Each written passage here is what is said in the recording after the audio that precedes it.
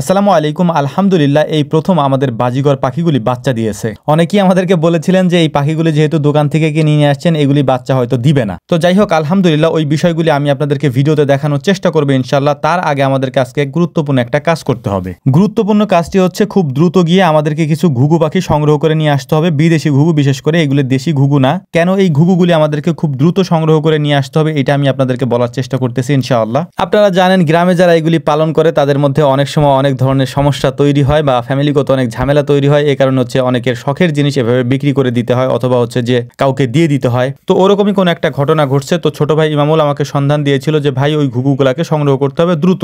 তো যে ভাতিজা আমাদের কাছে এগুলো বিক্রি করছে বা যে আমাদেরকে দিয়ে দিয়েছে, তাদের উঠানে গিয়ে দেখলাম যে বেশ কিছু এইরকম রঙের মুরগির বাচ্চা দেখতে পেলাম আমরা।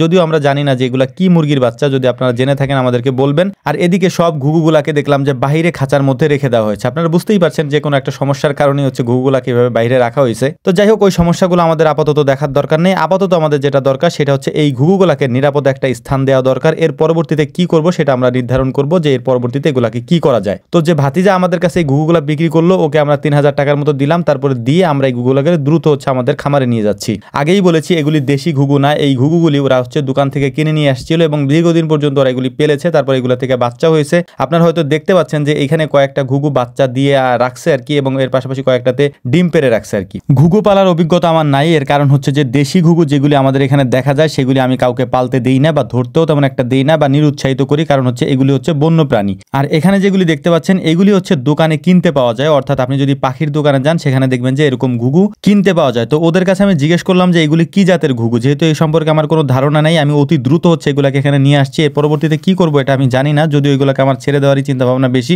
ছেড়ে দেওয়া বলতে একটা ঘর তৈরি করবো এবং সেখানে এগুলোকে আমি ছেড়ে পালার চেষ্টা করবো ইনশাআল্লাহ। এই ঘুঘুগুলাকে দেখে আমার যেটা মনে হলো সেটা হচ্ছে এটা ঠিক কবুতরের মতো। অর্থাৎ কবুতরে যেরকম প্রতি মাসে মাসে ডিম দেয়, এগুলো প্রতি মাসে মাসে ডিম দেয়, বাচ্চা ফোটায়। তো যাই হোক, এই বিষয়ে পরে গবেষণা করা যাবে, দেখা যাবে, জানা যাবে। সবকিছু আমি করবো ইনশাল্লাহ। কিন্তু তার আগে ওদেরকে খাবার দিতে হবে, কারণ ওদের যে খাবারটা সেটা হচ্ছে আমরা পাখিরে যে খাবারটা দিই, ওই খাবারটাই হচ্ছে আমি ওদেরকে দেওয়ার চেষ্টা করতেছিলাম। ওদেরকে ওরা এতদিন খাওয়াইছে হচ্ছে চাল, তারপরে হচ্ছে যে গম, এরপর হচ্ছে ধান। এগুলোই হয়তো ওরা খাবার দিত। আমি যতটুকু দেখলাম খাবারের পাত্রগুলোতে এইগুলোই খাবার দেওয়া ছিল আর কি। তো যাই হোক, ওদের পানির পাত্র, খাবার পাত্র সব চেক করলাম, আলাদা করে দিলাম, এবং পরবর্তীতে আমি খাঁচাও চেঞ্জ করে দেবো ইনশাআল্লাহ। তবে আপাতত যেহেতু নিয়ে আসছি, আপাতত এরকম থাকুক। এখন আমি আপনাদেরকে দেখানোর চেষ্টা করতেছি আমাদের যে বাজিগর পাখি যেটা আমরা নিয়ে আসছিলাম বেশ কয়েক মাস আগে, ওইগুলাকে আমি নিয়ে আনার পরে অনেকে বলছিলেন যে ডিম পারবে না, বাচ্চা দিবে না। তো আলহামদুলিল্লাহ ফাইনালি আপনারা হয়তো দেখতে পাচ্ছেন যে এই যে নিচে যে বাচ্চাটা আছে, এই বাচ্চাটা বেশ কয়েকদিন আগে বাচ্চা হয়েছে। এই বাচ্চাটাই মূলত হচ্ছে প্রথম বাচ্চা। ওর মা 3টা ডিম পারছিল, 2টা ডিম নষ্ট হয়ে গেছে, একটা ডিম থেকে বাচ্চা বের হয়েছে আর কি। এবং এর নিচে হচ্ছে আরো 2টা পাখি আছে, মানে নিচতলায় আরো 2টা পাখি আছে। আমরা পরবর্তীতে যেটা আনছিলাম,